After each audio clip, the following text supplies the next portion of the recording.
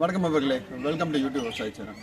நான் வந்து lemon graph வச்சுருக்கேன் ப்ரோ. நான் வந்து எலுமிச்சம்பழம் வச்சுருக்கேன். எலுமிச்சம்பழத்தில் காய்ப்புத்திறன் வந்து ரொம்ப கம்மியாக இருக்குது. பூக்குறப்பு எல்லாம் காயாமல் அதில் பிரச்சனையாக இருக்குது. அதிகமான பூ பிஞ்சு கொட்டுது. அப்படி காய் வந்தாலும் காய் நல்லா குவாலிட்டியாக பெருவாட்டாக உள்ள சதப்பற்று அதிகமாக இருக்க மாதிரி வர மாட்டுது. நிறைய வந்து கலர் பிரச்சனை வருது அப்படின்னு சொல்லி விவசாயி நிறைய பேர் கவலைப்படுறீங்க. இன்றைக்கி இந்த வீடியோவில் முழுக்க பார்த்தோம் அப்படின்னா சிட்ரஸ் குடும்பத்தை சார்ந்த தாவரங்களை பர்டிகுலராக வந்து எலுமிச்சை தாவரங்களில் அதிகமான பூ பிஞ்சு பிடிக்கிறது எப்படி, பூக்கிற பிஞ்சுகள் எல்லாமே காயாக மாறும்போது எந்த அளவுக்கு குவாலிட்டியாக உள்ள சதைப்பற்றோட ஜூஸியாக அதிகமாக என் காய் மார்க்கெட்டில் ஒரு ரூபாய் சேர்த்து போகணும், அப்படி என்ன உரம் போகணும், என்ன மருந்தடிக்கணும் அப்படின்னு பார்த்தா இன்றைக்கி இந்த வீடியோ நம்ம பார்க்கலாம். இப்போ தான் நீங்கள் ஃபஸ்ட் டைம் யூடியூப் விவசாயத்தினோட வீடியோ பார்க்குறீங்க, மறக்காமல் சேனலை சப்ஸ்கிரைப் பண்ணி வச்சுக்கோங்க. வாங்க வீடியோ பார்க்கலாம். பச்சைத்துண்டு.in இங்கு விவசாயம் சம்பந்தப்பட்ட A to Z எல்லா பொருட்களையும் வாங்கிக்கலாம். இனி விரல் நுனியில் விவசாயம். வெல்கம் பரதேசியர், வெல்கம் டு யூடியூப் விவசாய சேனல். எலுமிச்சை சாகுபடி அப்படிங்கிறது தமிழ்நாட்டில் பரவாயில்ல எல்லா மாவட்டங்களிலும் பண்ணக்கூடிய பயிர். பர்டிகுலராக தென் மாவட்டங்களான விருதுநகர், தூத்துக்குடி, சிவகங்கை, ராமநாதபுரம் இங்கே அதிகமான அளவில் பண்ணிட்டு இருக்காங்க. தென்காசி மாவட்டம், திருநெல்வேலி மாவட்டத்தில் அதிகமாக பர்டிகுலர் பார்த்தீங்கன்னா புளியங்குடி ட்ராக்ல வந்து ரொம்ப அதிகமான வந்து எலுமிச்சை சாகுபடி. மற்ற மாவட்டங்களுமே அங்கங்கே ஒரு 50 ஏக்கர், 100 ஏக்கர், 200 ஏக்கர் அப்படிங்கிறது பரவாயில்ல எல்லா மாவட்டங்களும் இருக்குது. பர்டிகுலராக இந்த எலுமிச்சை சாகுபடியில் வந்து அதிகமான பூ பிஞ்சு நிப்பாட்டுறது அப்படிங்கிறது மிகப்பெரிய பிரச்சனை. அதிகமான ஸ்ட்ரெஸ்ஸுக்கு உள்ளாகக்கூடிய தாவரங்களில் நம்பர் 1 வந்து இந்த சிட்ரஸ் குடும்பத்தை சார்ந்த எலுமிச்சை சாகுபடி அப்படின்னு சொல்லலாம். எலுமிச்சையில் முக்கியமான பிரச்சனை அப்படிங்கிறது பூக்கிற பூவில் காயாக மாறுறது கிடையாது. காயாக மாறும் பொழுது அதிகமான பூ அந்த ஃப்ளவர் டிராப் நடக்கிறது அப்படிங்கிறது பிரச்சனையாக இருக்கும். இதுக்கு என்ன காரணம் அப்படின்னா ஒரு 3 வகையான சத்துக்கள் பற்றாக்குறை அப்படிங்கிறது தான் பூ பிஞ்சுக்கள் மரத்தில் நிற்காமல் போகிறதும் பூக்கிற பூக்கள் தானாக கீழே உதவுவதும் காரணமாக இருக்குது. ஒன்று பார்த்தோம் அப்படின்னா வந்து மெக்னீஷியம் வந்து ரொம்ப இம்பார்ட்டண்டான தாவரம். பர்டிகுலர் லெமன் சார்ந்த தாவரங்களில் இப்போ சிட்ரஸ் தாவரங்களில் லெமன் மாதிரி கிராப்பில் லெமனில் வந்து 7 வகையான தாவரங்கள் இருக்குது.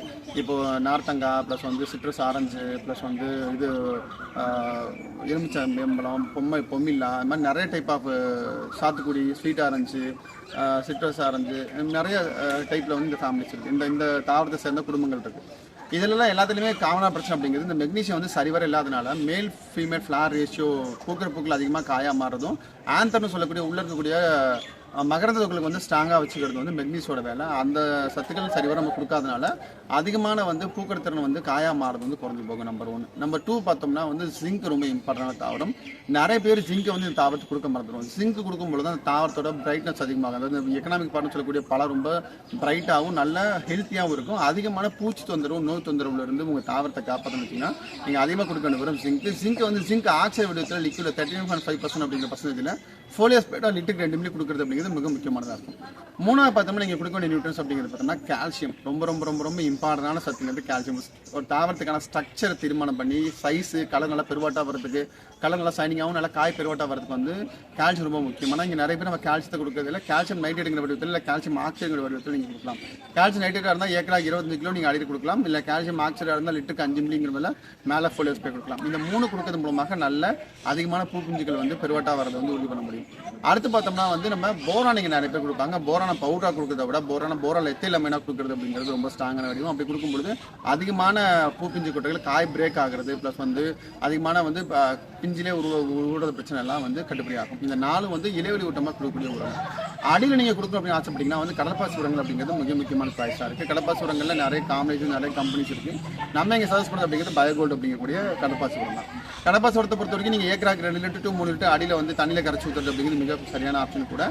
அப்படி கொடுக்கலாம். இல்லைன்னா வந்து ஜெல் டைப்பில் இருக்குது. நீங்கள் அதை வந்து கிண்ணிக்கு பள்ளி கூட ஆட் பண்ணி நீங்கள் வெறும் பயோகோல்டு ஜெல்லை கூட கரைச்சி ஏக்கராக்கு 10 கிலோ வேருக்கு மொத்த மரங்களுக்கு ஊற்றி வருவது மூலமாக அதிகமான பூப்பிஞ்சுகள் இருக்கிறத வந்து உறுதி பண்ண முடியும்.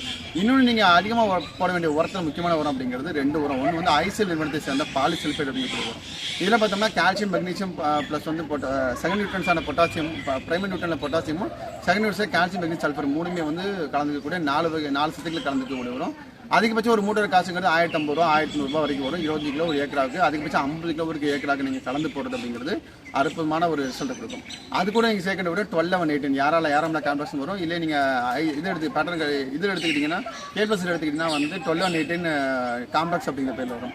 இந்த நியூட்ரண்ட்டை நீங்கள் 25 கிலோ 12-18 50 கிலோ பாலிசல்ஃபேட் எடுத்து மிக்ஸ் பண்ணி 75 கிலோ ஏக்கராவுக்கு நீங்கள் மரத்தை சுற்றி வைக்கிறது மூலமாக கன்சிஸ்டண்டாக பூக்கிற பூக்கெல்லாம் அடுத்தடுத்து காயாக மாறும். அடுத்து பூ பிஞ்சு பிடிக்கும். அடுத்து தொடர்ந்து பூத்துட்டு இருக்கிறத வந்து இது உறுதி பண்ணும். இது நிறைய பேர் வந்து பண்ணக்கூடிய உரங்கள் ஆப்ஷனில் லிஸ்ட்டில் கிடையாது.